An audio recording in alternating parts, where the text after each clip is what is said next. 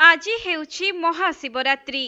देवदेव महादेवଙ୍କ आशीर्वाद पई शिव भक्त माने एही दिनकू अति उत्कंठार सहित अपेक्षा करिथांती।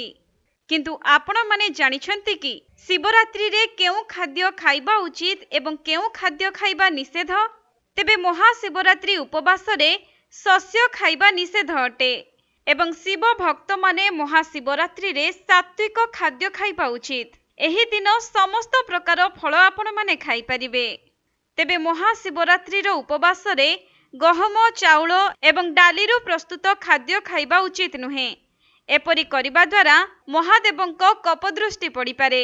अन्यपटे आजिर दिन रे आपण माने चा क्षीर एवं दही खाई परिबे, किंतु एही पवित्र दिन रे पियाज रसुन एवं मांस परी आमिष खाद्य खाइबा संपूर्ण निषेध।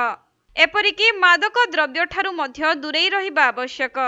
तेबे एही पवित्र महाशिवरात्रि अवसर रे शिवंक भक्त श्रद्धालु माने अति निष्ठार सहित उपवास धारण करी मंदिर रे जागर दीप जाली थांती एवं अति आडंबर सहकारे जागर यात्रा को पालन करिथांती।